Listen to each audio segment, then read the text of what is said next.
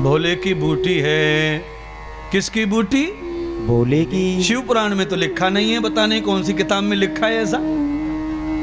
रोज शिव पुराण गाते हम, हर रोज शिव पुराण की कथा सुनाते हैं, टीवी पर सब सुनते हैं। आज तक हमने एक भी श्लोक नहीं देखा जिसमें भोले बाबा बूटी पी रहे महाराज है। भोले बाबा ने, शंकर ने समुद्र से निकलने वाला हलाहल विष तो पिया, जिसे कोई पचा नहीं पाया उसे तो पी गए, पर गांजा चिलम पीने की जरूरत उन्हें कभी पड़ी नहीं। और सुनो, सुनिए ना, ये प्याज लहसुन से पैदा हुई छोरियां गांजे वाले को पसंद नहीं करती, तो पार्वती कैसे पसंद कर लेती?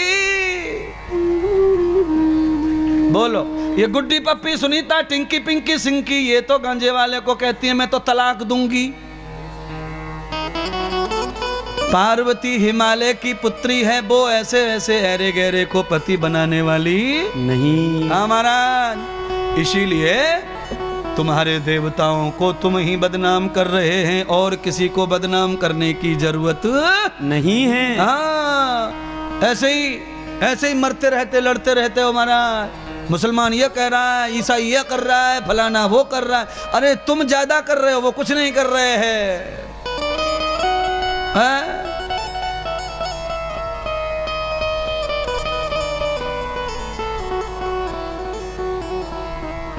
बिलासपुर के आगे गणेश जी ने दूध पी लिया चौथ को।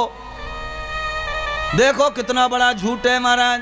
अच्छा गणेश जी अगर बिलासपुर के आगे दूध पी रहे हैं तो धनगांव में क्या उन्होंने मौन व्रत ले लिया? यहां क्यों नहीं पी रहे? इंद्रदेव महाराज को भारत के क्या विश्व के किसी भी कोने में ले जाके पिला लो, पी लूंगा।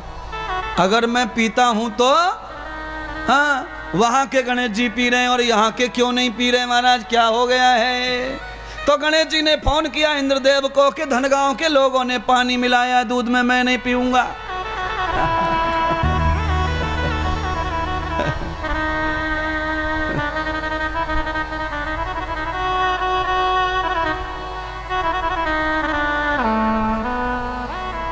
आप समझ लो, इन अफवाहों से हिंदू धर्म की इज्जत कमजोर होती है? बिन पग चले सुने बिन काना, कर विध कर्म करत विधि नाना। गोस्वामी तुलसीदास अभी अभी लिख के गए 300 साल पहले कि राम ऐसे हैं जो बिना पैरों के चल लेते हैं, बिना हाथों के दुनिया को बनाते बिगाड़ते हैं, बिना कानों के सुनते, बिना आँखों के देखते हैं और बिना मुंह के ही सब खाते और पीते हैं। इसीलिए उनको कटोरे में दूध पिलाने की जरूरत नहीं है।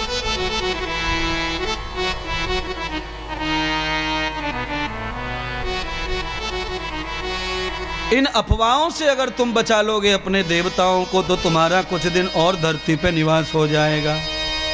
जिनके देवताओं का अपमान, जिनके देवताओं का घाटा हो रहा है, वो संस्कृति ज्यादा दिन टिकने वाली नहीं है। हाँ महाराज, इसीलिए सारे विश्व के हिंदुओं से कह रहा हूं, एक देवता को स्वीकार कर लो, फिर तुम्हें कोई मैट नहीं सकता। तुम विश्व थे गुरु, तुम विश्व हो गुरु और आज भी तुम विश्व गुरु ही रहोगे, कोई तुम्हें घटाएगा नहीं महाराज। पर तुम्हारी पूजा अनेक, देवता अनेक, भाषा अनेक, सब गड़बड़। घर में जितने चूल्हे हो जाएंगे उतनी जगह काला होएगा। हाँ के ना? सही कह रहे महाराज। जितने देवताओं को बांट बांट के पूजेंगे देवता उतने कमजोर हो जाएंगे। अच्छा बोलिए डॉक्टर साहब, 4 लड़कों में अगर हवेली को बांट दिया जाए तो कितनों हिस्सों हाथ में आवेगा महाराज?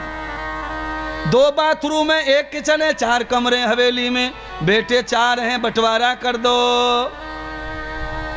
किचन में से 4-4 फुट जगह आएगी, मर जाए तो लेटने को भी ठिकाना नहीं है महाराज। इतना घाटा है बांटने से।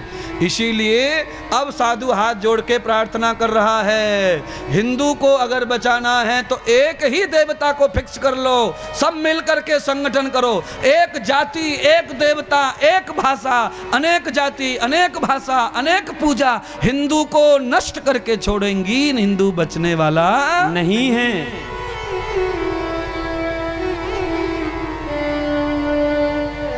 बोलिए। हैं? तमिलनाडु में चले जाओ रामेश्वर का दर्शन करने, वहां के लोग तुम्हें मारने की साजिश बगल में खड़े होके कर रहे हो तो भी हमें समझता नहीं है। भाषा की वजह से रामेश्वरम देवता हमारा है, पर उस पे अधिकार हमारा नहीं है। केवल हमें दर्शन करना है, पैसा भरना है और मौन रहना है, वो जो कहे वो ही सुनना है। क्या फायदा है हिंदू होने से? बोलिए। जम्मू चले जाओ, भाषा समझती नहीं है। छत्तीसगढ़ की 80 साल की अम्मा से बतरा लो, समझता ही नहीं वो क्या कह रही है। तो फायदा क्या है छत्तीसगढ़ में आने से? इसीलिए महाभारत को हुए 5000 वर्ष हो गए, उससे पहले एक ही भाषा चलती थी, एक ही देवता, एक ही पूजा, यज्ञ नाम की पूजा चलती थी, और कोई पूजा चलती नहीं थी। केवल यज्ञम कर्मण विशेषय, यज्ञम विष्णु प्रिया, यज्ञम स्वर्गो दीयताम, यज्ञो सर्वदेवता। यज्ञ ही ऋषियों की यज्ञ ही ऋषियों का जन्म, यज्ञ ही ऋषियों का मुख, और सारे देवताओं का मुख यज्ञ है। यज्ञ के सिवाय देवता कोई भी प्रकार से भोजन ग्रहण करते नहीं है। सुनिए ना मम्मियों, अगर देवता बिना यज्ञ के खाते तो तुम्हारी प्लेट कब से रखी है मंदिर में? बिल्कुल भी भगवान ने पूड़ी को टच किया नहीं। 2 पूड़ी रखी, ऊपर सब्जी रखी, ज्यों की त्यों रखी है। चींटियां तो मडरा रही हैं और चींटियां भिन भिना रही हैं, पर भगवान खाते नहीं है। 2 की जगह 4 पूड़ी ले लो और हवन में चढ़ा दो, आधा घंटे में पूड़ी का बाप भी दिख जाए तो मेरा चैलेंज है महाराज। हाँ, खा के खत्म। अग्नि देवानाम मुखम, देवानाम अग्नि मुखम। देवताओं का मुख अग्नि देव है, अग्नि देव में डालोगे तो खाएंगे। अच्छा बोलिए, रबड़ी कितनी भी बढ़िया हो, केसर डली डलाई कान में डाल के स्वाद आएगा? नहीं आएगा। कान और बहरो हो जाएगा महाराज। बोलो।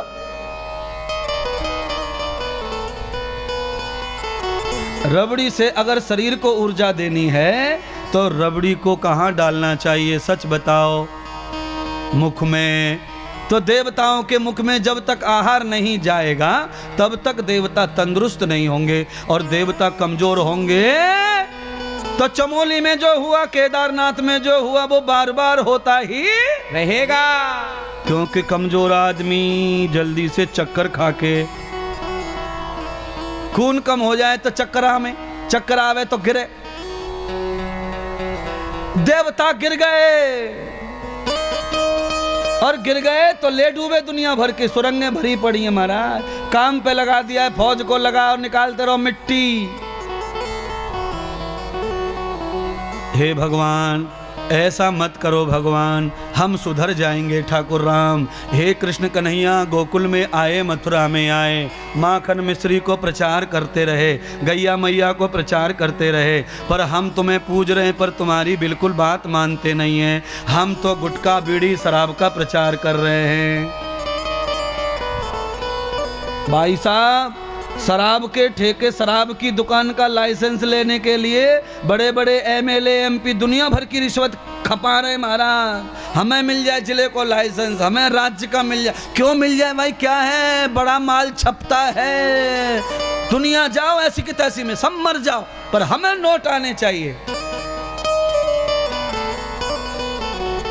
अरे कुछ बहने वाला पदार्थ बेचना ही है तो दूध की डेयरियां खोलो, दूध की डेयरियां।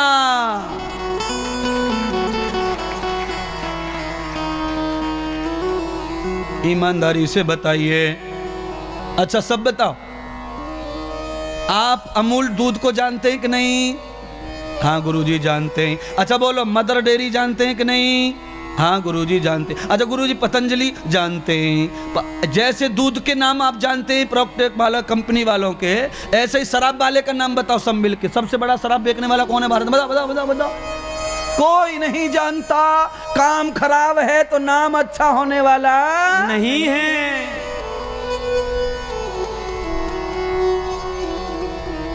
गुरुजी आप कहाँ से लाते ढूंढ ढांड के? कहीं से नहीं लाता, डायरेक्ट कनेक्शन है, एंटीना वहां लगाया हुआ है, चित्र साफ आते टीवी में।